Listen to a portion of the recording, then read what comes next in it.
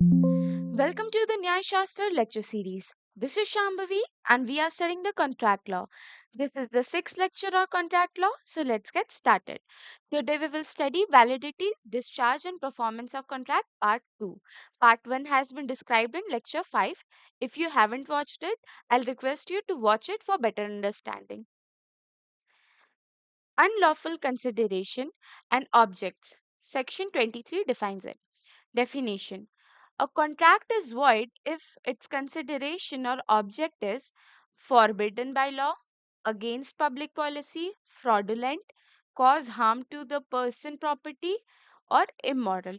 तो यहाँ पे बोलता है कि a contract is void if its consideration and objects is forbidden by law, against public policy, fraudulent या cause harm to a person or property or immoral. For example, a contract to smuggle goods is void. अब यहाँ पे एक case law है, घेरूलाल park versus Mahadev दास मैया 1959. A contract based on gambling was held to be void as it was against the public policy. अब इस case में होता यह है कि ये एक वेजरिंग मतलब बेटिंग का केस था. अब यहाँ पे सुप्रीम कोर्ट ने इसमें बोला कि ऐसे कॉन्ट्रैक्ट वॉइड होते हैं, मतलब कोर्ट में इन्फोर्स नहीं हो सकते हैं, पर इलीगल नहीं होते हैं.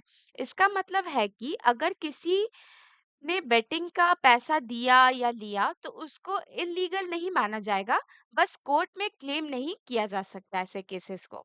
तो वही इस केस में डिफाइन किया गया था कि ये केस वॉइड हो गया था, void against the public policy.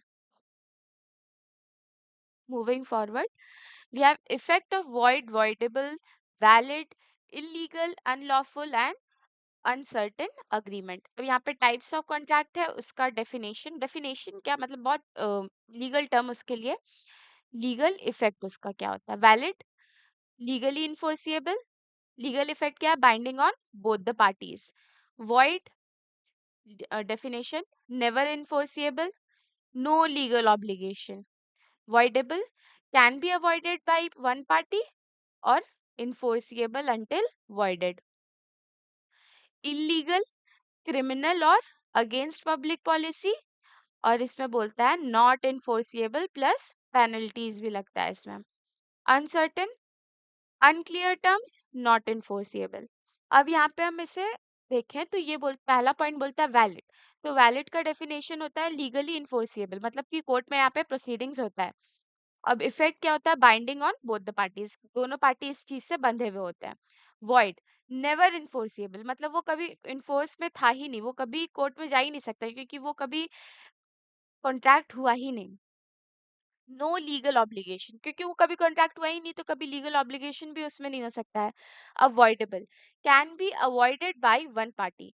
अब वॉइडेबल मैंने बताया था, वॉइड अवॉइडेबल में मैंने डिफरेंस बताया था. वॉइड वो होता है जो शुरू से ही इनवैलिड होता है, और वॉइडेबल वो होता है जो पहले तो वैलिड होता है पर या तो किसी एक पार्टी या दोनों पार्टी ने उस पे टर्म्स को अग्री नहीं करके उससे खत्म करने का जब कोशिश करता है तब वो वॉइडेबल होता है. तो यहाँ पे लिखा है इन्फोर्सिएबल अनटिल वॉइडेड. तो पहले तो वो अगर जब तक कोई पार्टी रीच नहीं करता है तब तक वो इन्फोर्सिएबल होता है, उसके बाद वो अनवॉइडेड हो जाता है, अनटिल दैट वॉइडेड हो जाता है. इलीगल, क्रिमिनल और अगेंस्ट पब्लिक पॉलिसी. अब यहाँ पे क्या बोल रहा है, इलीगल कैसे, तो क्रिमिनल या फिर अगेंस्ट पब्लिक पॉलिसी, मतलब पब्लिक पॉलिसी क्या हो गया, मेंटेन पीस, ये सब हो गया. ठीक है, तो फिर यहाँ पे अगेंस्ट जब उसके चल जाता है, इलीगल कुछ काम कर रहा है, सपोज कोई माफिया है तो वो इलीगल हो गया, तो वही यहाँ पे बोला है. Not enforceable plus penalties, enforceable तो ये नहीं है प्लस पेनल्टीज भी यहाँ पे लगेंगे. अनसर्टेन मतलब अनक्लियर टर्म्स, नॉट इन्फोर्सिएबल होता है ये. Example, an agreement to supply goods without specifying price or quantity in is uncertain and void. अब यहाँ पे एक केस लॉ है, टेलर वर्सेस कार्डवेल 1863 का ये केस है. Contract for renting a music hall was avoided when the hall accidentally burn down. अब इस केस में एक म्यूजिक हॉल रेंट पर लिया गया था, पर इवेंट से पहले हॉल में आग लगने से हॉल जल गया. अब कोर्ट ने डिसाइड किया कि जब किसी कॉन्ट्रैक्ट का परफॉर्मेंस बिना किसी पार्टी के गलती के इम्पॉसिबल हो जाए तो कॉन्ट्रैक्ट ऑटोमेटिकली वॉइड हो जाता है। इसको डॉक्ट्रिन ऑफ फ्रस्ट्रेशन बोलते हैं, जिसमें अनफोर्सिन इवेंट के वजह से कॉन्ट्रैक्ट खत्म हो सकता है। अब यहाँ पे क्योंकि हॉल जल गया तो इसमें ना इसका गलती है ना इसका गलती है, तो वो यहाँ पे वही बोलता है कि अनफोर्सिन इवेंट्स जिसमें हो जाए तब ये वॉइड हो जाता है।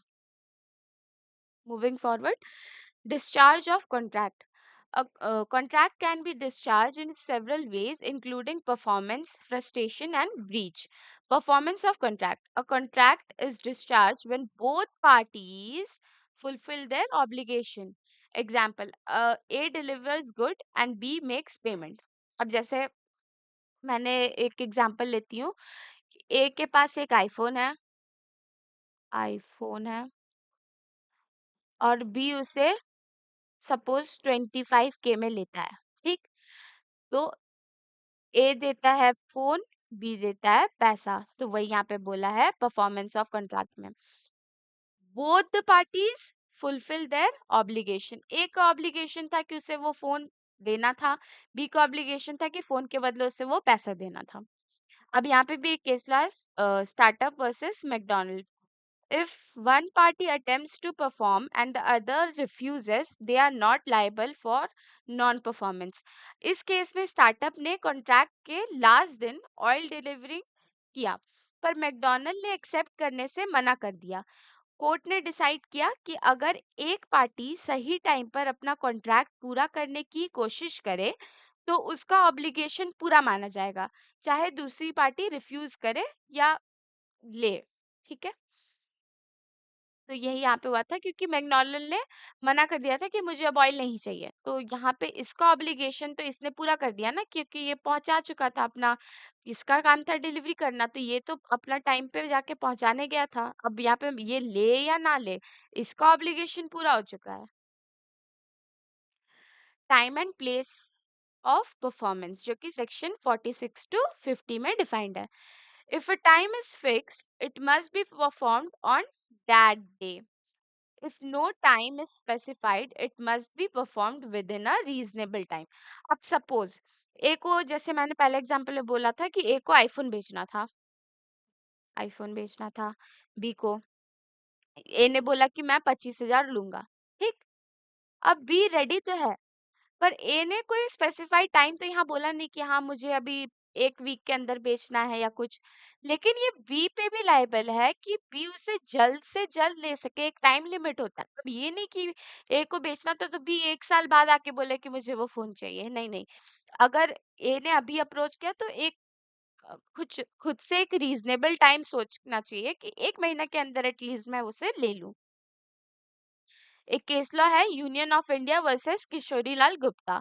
Delay in performance can make a contract voidable if times is essential. अब इस केस में क्या हुआ था कि एक डिलीवरी करना था लेकिन डिले हो चुका था उसमें, तो वही यहाँ पे बोलता है delay in performance can make a contract voidable if time is essential.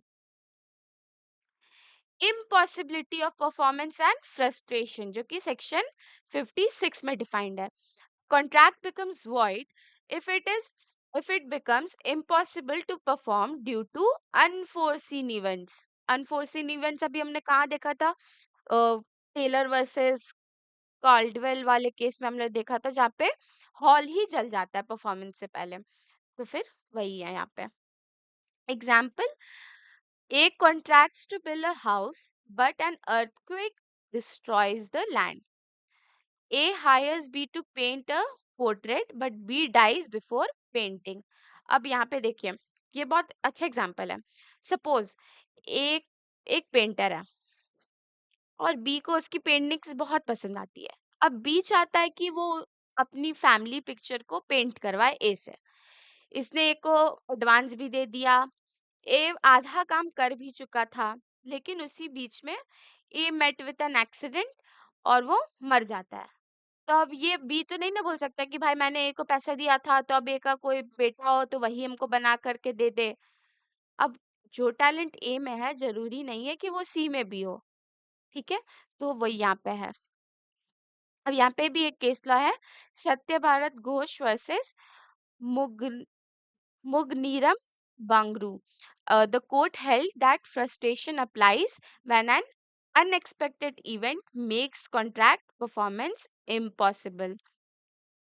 मतलब वही जैसे कि अर्थक्वेक आ गया या फिर मर गया कोई, तो जो परफॉर्मेंस को इम्पॉसिबल कर देता है। ब्रीच ऑफ कॉन्ट्रैक्ट, जिसको एंटीसिपेटरी एंड प्रेजेंट दो होता है इसमें। तो प्रेजेंट में हम देखते हैं, a party fails to perform an obligation at the agreed time. अब सपोज ए के पास एक फार्म है और बी एक फार्मर है, ठीक है। ए ने बी को बोला कि तुम मेरे फार्म में कुछ कुछ सब्जी वब्जी उगाने का काम कर दो 2 महीने के अंदर, ठीक। अब बी के सपोज घर में ही कुछ काम था या इससे अपने फार्म में काम था, अब ये इसी में 2 महीने बिजी हो जाता है, ठीक। तो ये जो टाइम लिमिट था उसके अंदर ए का काम नहीं कर पाता है, तो यही यहाँ पे बोलता है, a party fails to perform an obligation at the agreed time, वो ब्रीच हो जाता है। A agrees to deliver goods on March 1st but fails to do so. अब यहाँ पे भी एक केस है, Possard versus Spires. A singer failed to perform in an opera which was breach of contract. फिर है anticipatory breach. When a party declares in advance that they will not fulfill their contract obligation, यहाँ पे बोलता है when a party declares in advance that they will not fulfill their contract obligations. अब यहाँ पे example है, एक construction company informs the client before the deadline that they won't complete the project.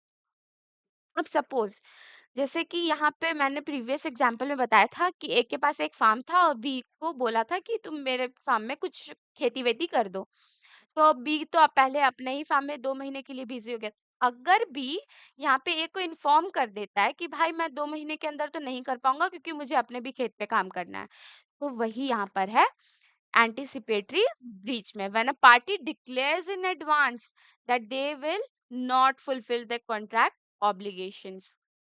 अब इसका एग्जांपल लेते हैं। तो जो अभी हमने पढ़ा था, construction company informs the client before the deadline that they won't complete the project. अब यहाँ पे भी एक केस लॉ है, Hotstar versus Della Torre. A courier company cancelled a contract before starting, allowing the other party to sue immediately. अब in conclusion, free consent ensures that parties enter contract voluntarily. Contract with unlawful object and uncertain terms are void. Discharge of contract can happen through performance, frustration, or breach. Legal redeems exist for contracting breach to protect parties' rights. That's all for today's video. We will continue in the next lecture. Thank you for watching.